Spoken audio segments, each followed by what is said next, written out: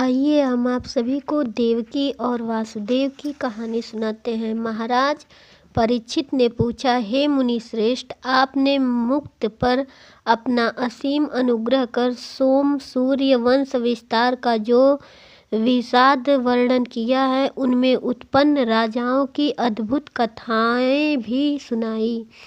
हे मुनिवर, आपने उनमें से धर्मनिष्ठ राजा यदु वंश का वर्णन विशेषता से किया है। कृपा कर अब इसी कुल में बलराम जी के साथ जन्मे भगवान श्री कृष्ण जी के लीलाएं भी सुनाइए। कृष्ण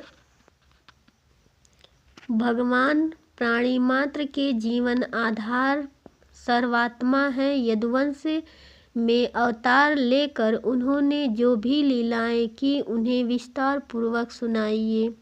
तृष्णा विहीन जीवन मुक्त मुमुद भी जिनका सदा यशोगान करते हैं, तृप्त नहीं होते, उन भवभूति भगवान कृष्ण का अवतार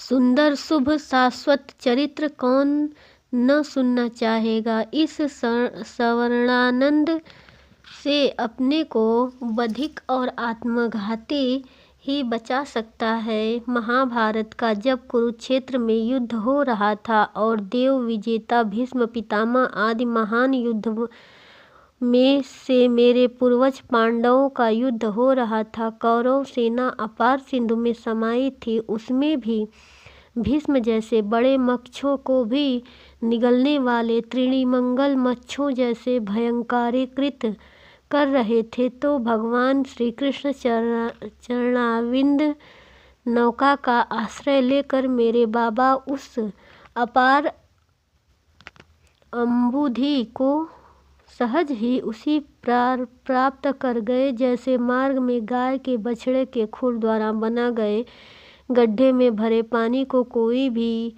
यात्री सहज ही पार कर जाता है। जिन भगवान को अश्वत्थामा के ब्रह्मास्त्र में से मेरी रक्षा की शरणागत मेरी माता की अति आराधना कर जो चक्रजननी के गर्भ में प्रविष्ट हो मेरी रक्षा करने वाला है, तथा जो अन्य प्राणी मात्र का अनंत आत्मस्वरूप होकर पालने वाला है और वाहनस्थ देहादिक रूपों का काल रूप से मृत्यु देने वाला है, मनुष्य आदि रूप में जो अपनी माया का प्रदर्शन करने वाला है, उस ऐश्वर्य का आश्रय माधुर्य आधार्य का विस्तार सहित वर्णन सुनाइए।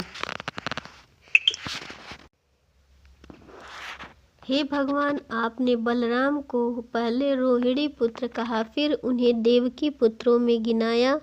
कृपा कर इस आश्चर्य का निवारण करिए। एक ही देह दो माताओं के पुत्र रूप में कैसे उत्पन्न हो सकती हैं? असुरों द्वारा मुक्तिदाता, भक्तों का भाग्य विधाता श्याम सुख सागर अपने वात्सल्य स्नेह से विगल हो ब्रज में कैसे जा पहुँचा, जो ब्रह्म और शंकर आदि का शासन करता है। उस ब्रजवासी भगवान की लीलाओं का कृपा कर विशद वर्णन सुनाइए। अपने मामा कंस के वध का कारण क्या था? स्वयं वंशियों में सच्चिदानंद लड़ाई करागार, फिर द्वारिकापुरी में यदुवंशियों के साथ कितने वर्ष रहे?